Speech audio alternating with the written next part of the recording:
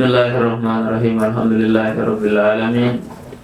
Wassalatu wassalamu ala asyrafil anbiya'i wal mursalin sayyidina Muhammadin wa ala alihi wa sahbihi ajma'in. Rabbi shrah li sadri wa yassir li amri wa hlul 'uqdatam min lisani yafqahu qawli waj'al li wadhiran min ahli amma ba'du. Ayo, baik, diskusi berapa baca? Bismillahirrahmanirrahim. Qala al-Fatih rahimahullahu ta'ala wa nafa'ana wal muslimina bi ulumihi wa bi ulumi masyayikhina fid dharaini. Amin ya rabbal alamin. Diskusi 8. Jika seseorang berpuasa di permulaan Ramadan karena diberitahukan oleh orang yang tidak adil, akan tetapi dia mempercayainya. Kemudian setelah sempurna puasanya 30 hari, hilal tidak terlihat, maka apakah saya akan melanjutkan puasa atau tidak puasa?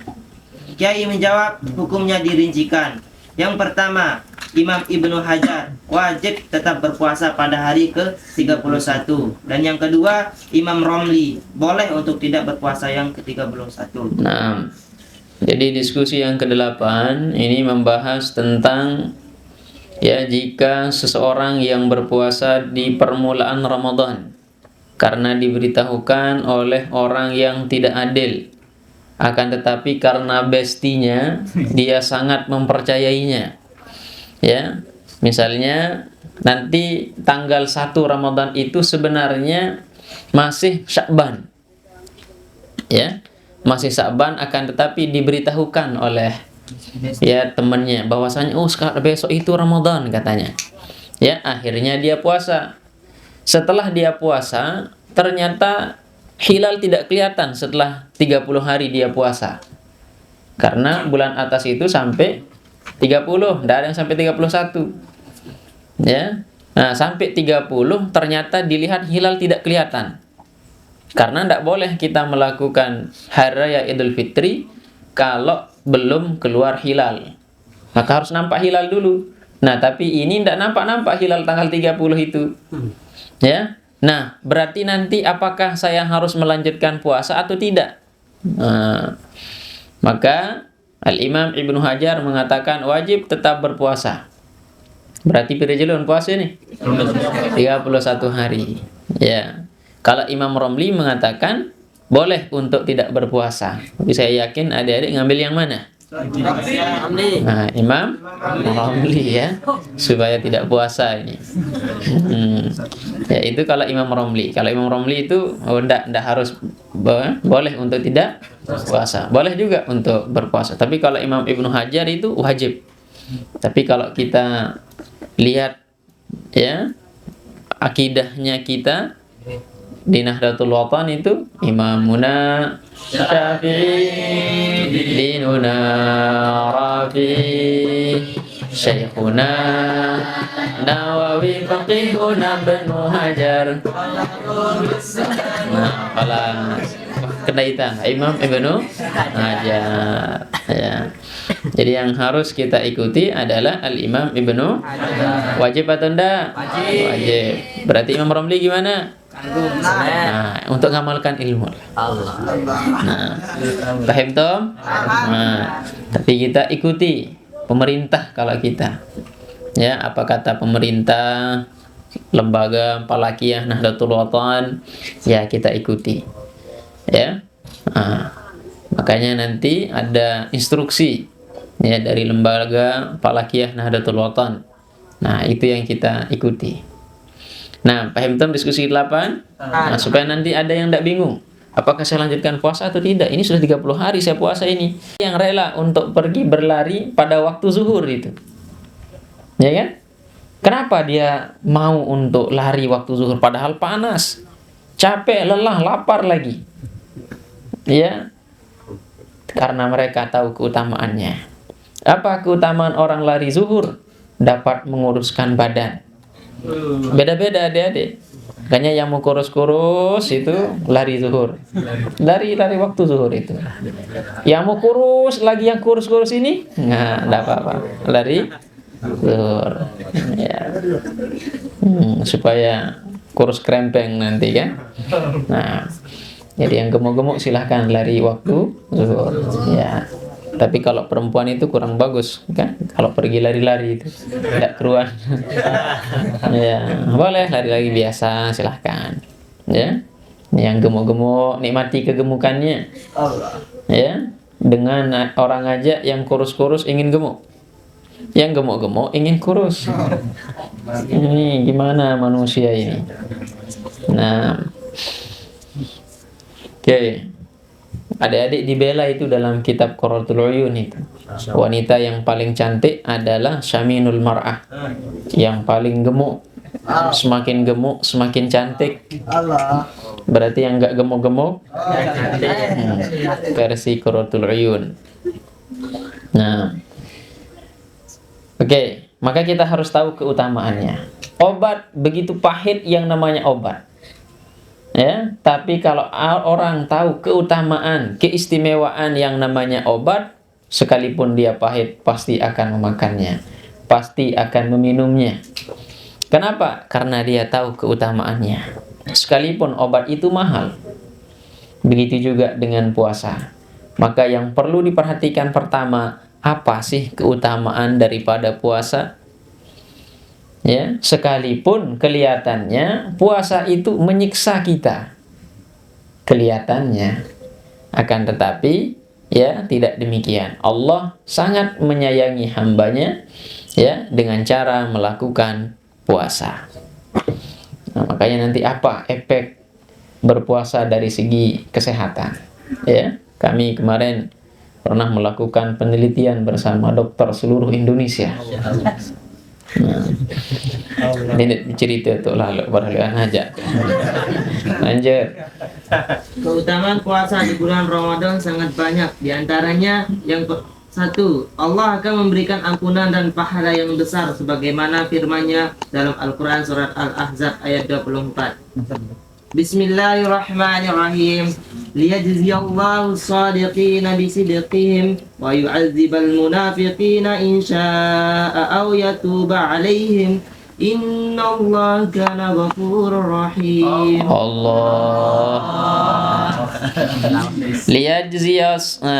Keutamaan puasa di bulan Ramadan sangatlah banyak. Cuma dicantumkan di sini hanya 6 saja. Pertama, Allah akan memberikan ampunan dan pahala yang sangat besar kepada orang-orang yang berpuasa, sebagaimana firman-Nya di dalam Al-Qur'an yang mengatakan liyajziyallahu as-sadiqina bisidqihim. Ya, Allah akan memberikan balasan kepada orang-orang yang as-sadiqin, orang-orang yang jujur, bisidqihim dengan sebab kejujuran mereka.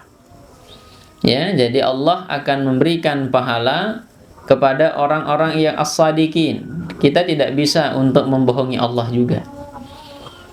Nah, wa yu'adzibal munafiqin, dan Allah akan menyiksa daripada orang-orang yang munafik. Tahu namanya orang-orang munafik? Ayatul munafiqin salasatun, idza haddatsa kadzdzaba, wa idza wa'ada akhlafa, wa idza tumina khana. Nah, itulah orang-orang yang munafik. Allah akan mengazab itu. Apabila dia berbicara maka dia berbohong.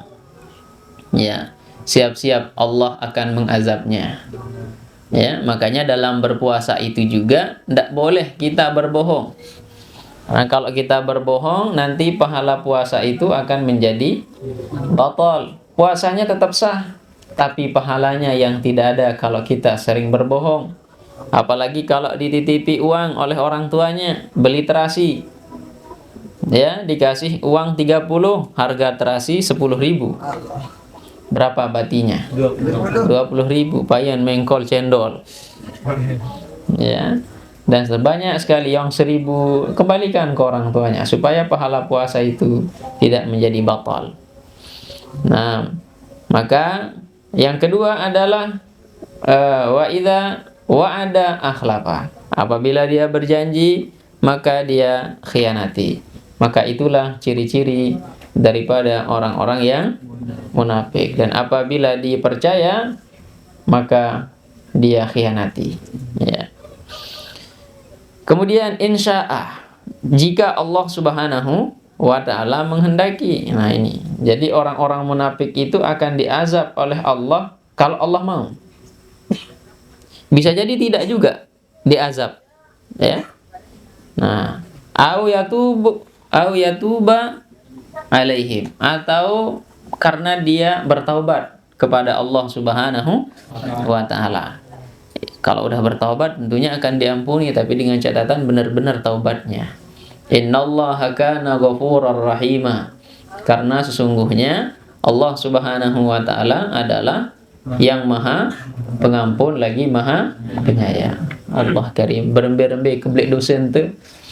Ya, embe tomadai Tuhan yang setiap hari kita bermaksiat tetap diampuni.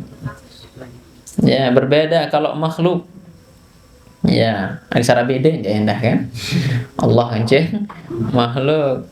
Ya, kalau makhluk biasanya sulit kita ya cepat untuk dimaafkan. Tapi kalau Allah Subhanahu wa ta'ala setiap hari bermaksiat hambanya, ya diterima ya taubatnya, tapi dengan catatan benar-benar taubat. Nah, terus yang kedua, dapat memberikan kenikmatan. Keutamaan puasa berikutnya adalah memberikan kenikmatan ketika makan dan minum. Dengan sebab apa? Menahan makanan tersebut ketika berpuasa. Jadi berbeda nikmatnya kita ya di dalam berpuasa, makan ketika puasa dengan ketika tidak puasa. Kenapa? Karena kalau puasa ya, apapun makanannya, kalau kita sudah lapar itu habis dia. Ya, apapun, dimakan kanduk pelecing, baju, ya enak semua itu. Tapi dengan catatan kita sudah menahan sebelumnya, imsak. Ya, tujuannya untuk memberikan kenikmatan. Nah, jadi kelihatannya puasa itu menyiksa kita, adik-adik. Akan tetapi di saat itulah Allah Subhanahu wa ta'ala memberikan rezeki yang begitu nikmat kepada orang-orang yang melakukan puasa. Semiskin-miskin orang yang berpuasa, kalau sudah berpuasa pas maghrib, pasti ada makanan enak, pasti ada makanan yang manis-manis. Ayo coba kalau kita tidak puasa, tidak ada menu pembuka yang manis-manis. Langsung saja kita biasanya makan nasi. Tapi kalau lagi berpuasa ada cendol, ya, ada kurma, kemudian ada teh, ada kolak. Paling enak kalau ada ditambah dengan air kelapa dan seterusnya. Banyak sekali, itu menu awal. Coba kalau tidak puasa, ada menu pembuka. Air putih jadi menu pembuka. Tapi kalau puasa, rizkinya Allah Subhanahu wa ta'ala melimpah ketika itu. Ya, bahkan adik-adik sebelum maghrib itu sudah duduk di depan makanan, melihat dan mengistikharahkan, tangan saya pertama kemana, ya, target awal kemana. Nanti tapi paling diambil 2-3, setelah itu kenyang. Ya, ya sampai sugul bebet leposat. Sugul si besuh. Ya, makanya kalau adik-adik ikut Ramadan, maka kita tidak boleh makan duluan. Ya, hanya makan makanan yang manis-manis di awal. Ya, kemudian baru nanti salat, nah baru kita makan. Supaya apa? Supaya tidak kayak kejadian sebelum-sebelumnya. Ya, makan dulu, ketika ruku sugul nasi ya. Besuh lalu. Ya, karena dien belet nasi nentan. Ya, angkat-angkat. Soalnya makanannya ayam. Ya, tidak pernah dikunyah, akhirnya tulangnya masuk. Kesekuk lagu takut sembihan tamaan bejulu ada samarak sampi nobar. Ya. Kan sak momot-momot kan, baru dia makan, kan begitu sampai itu juga. Ya, sugulane mari klemantian. Kemudian dikunyah.